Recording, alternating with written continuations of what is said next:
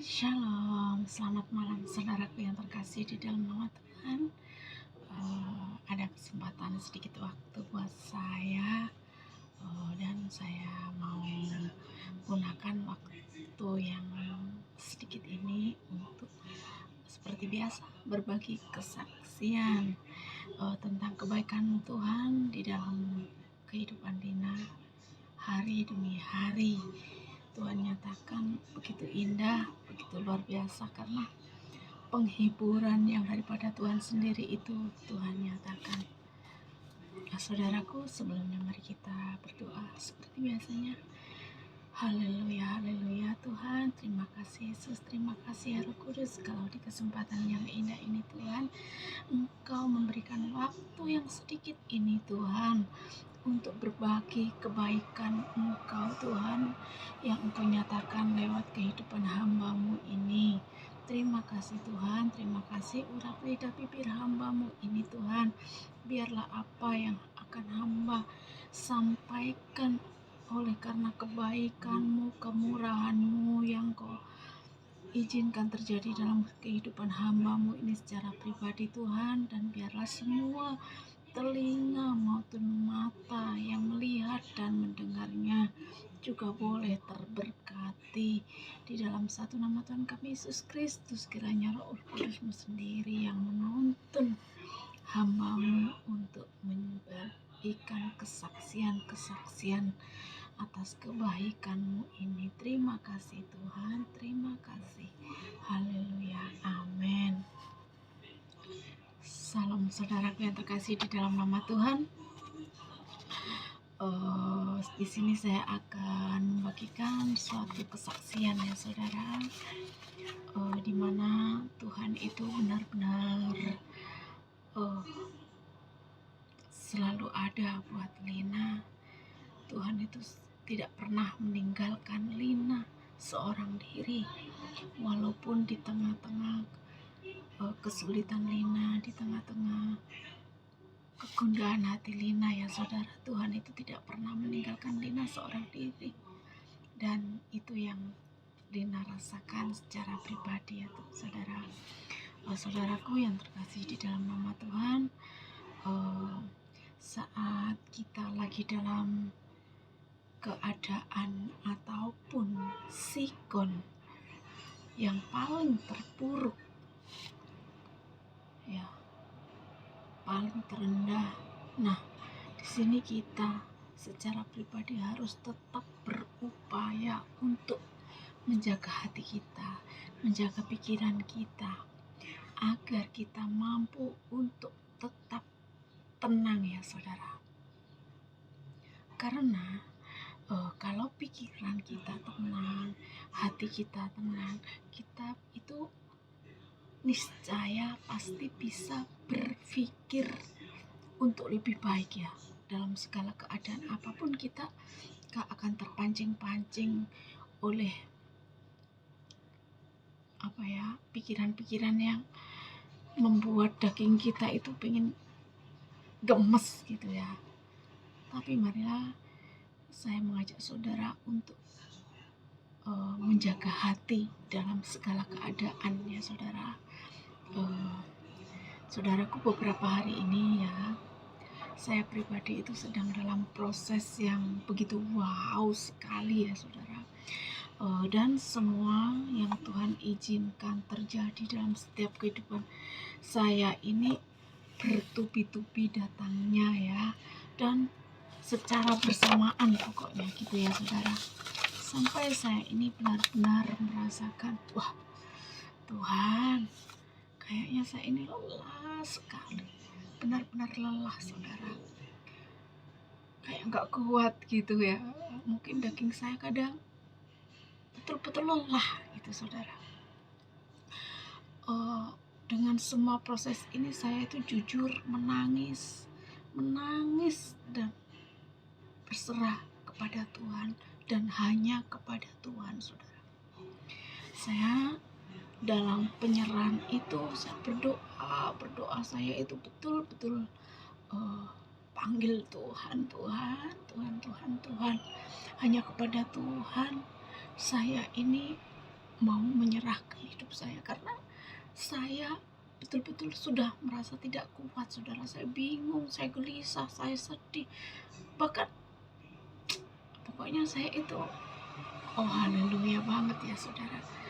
Namun ketika saya benar-benar berserah mencari Tuhan, saya itu terberkati dengan firman Tuhan yang terambil dalam Mazmur 37 ayat 3 sampai 8. Di sini akan saya bacakan ya saudara.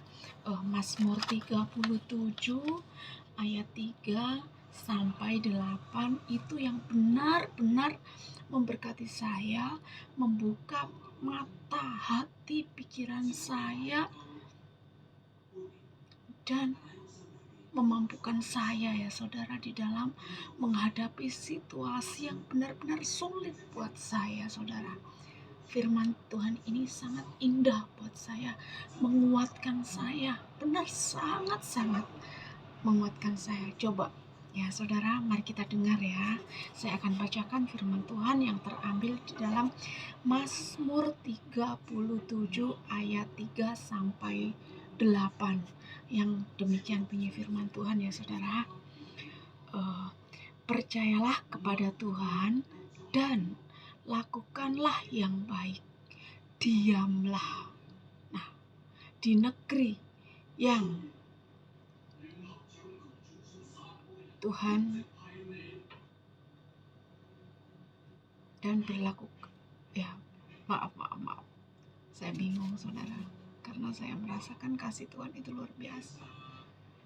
Saya ulangi ya saudara, Mazmur 37 ayat 3 sampai 8. Mohon maaf ya. Ayat 3 yang demikian bunyi firman Tuhan. Percayalah kepada Tuhan dan lakukanlah yang baik. Diamlah di negeri yang dan berlakulah setia. Ayat yang keempat, dan bergembiralah karena Tuhan, maka Ia akan memberikan kepadamu apa yang diinginkan hatimu. Ayat kelima, serahkanlah hidupmu kepada Tuhan dan percayalah Ia yang akan bertindak.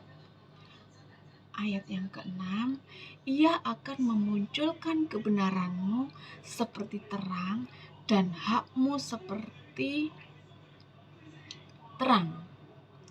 Berdiamlah, ayat 7 ya, berdiam dirilah di hadapan Tuhan dan nantikanlah Dia. Jangan marah karena orang yang berhasil dalam hidupnya, karena orang yang melakukannya tipu daya. Ayat yang ke-8, berhentilah marah dan tinggalkanlah panas hati. Jangan marah karena itu hanya akan membawa kepada kejahatan. Nah, amin saudara ya. Di sini firman Tuhan ini ketika saya itu dicaci maki, difitnah, dihina, dicela, benar-benar diadu domba, itu semuanya itu ya yang membuat saya pengen marah, pokoknya gemes sekali ya saudara. Tapi firman Tuhan ini tadi mengajarkan saya, membuka mata pikiran hati saya. Jangan marah, diamlah. Nah, di situ janji Tuhan apa? Kalau kita mau menurut Tuhan, kita disuruh diam, kita diam. Kita cari Tuhan, kita fokus sama Tuhan. Kita diam ya, kita diam. Jangan marah dengan atau iri hati dengan orang yang berhasil melakukan tipu daya ya saudara. Nah, jangan marah kita kalau ada orang yang melakukan pekerjaan iblis ya saudara. Gampangnya begitu. Kita nggak boleh. Kita disuruh duduk diam. Karena apa? Janji Tuhan di situ mengatakan Tuhan sendirilah yang akan bertindak, dan pastinya Tuhan sendiri yang akan menyelesaikan. Jadi ketika saya benar-benar seperti yang di dalam firman ini, diam, jangan marah, jangan marah Lin, jangan marah, jangan marah, jangan marah. Tahan, jangan marah, cari Tuhan, berdoa, minta kedamaian hatimu, minta hatinya adem ya saudara, dingin, sejuk. Pikiran-pikiran yang buruk-buruk cepat disingkirkan. Berdoa ya, agar kita mampu untuk melawan bisikan-bisikan si iblis. Lina kamu dikit-dikit kan, kenapa kamu gak marah begini? Itu suara iblis. Kita harus tangkap dalam nama Yesus ya. Kembali lagi kita harus ingat, kita adalah anak-anak Tuhan.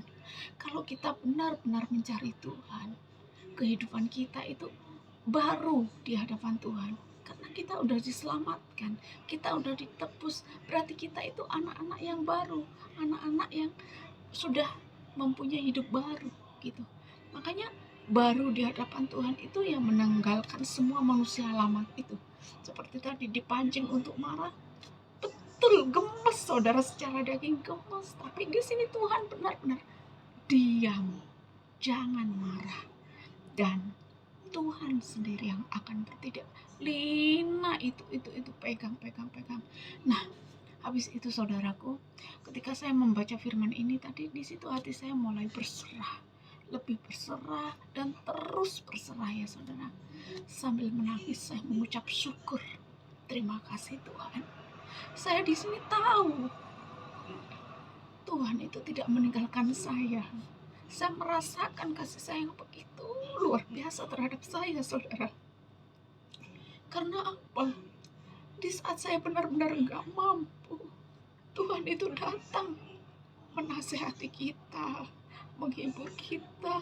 Bahkan saya benar-benar menangis ya waktu itu saudara, kemarin ya. Menangis yang aduh Tuhan, benar-benar gak kuat.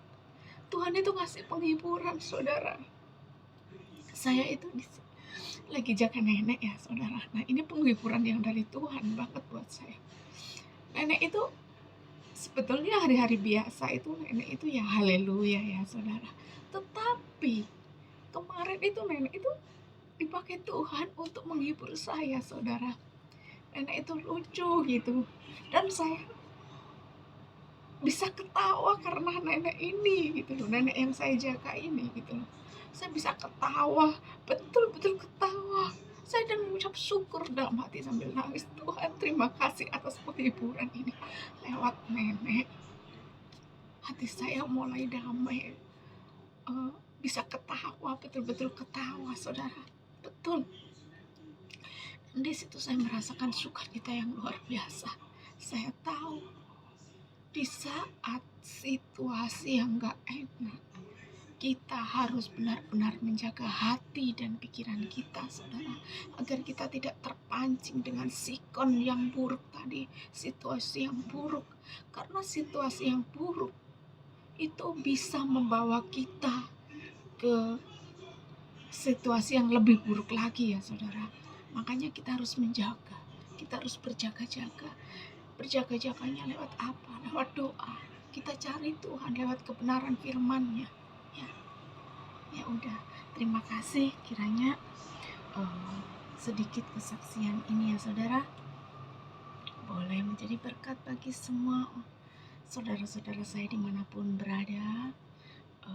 Dan kita tetap semangat, kita tetap gandol Gusti, kita tetap bersukacita karena Tuhan suruh berbahagialah.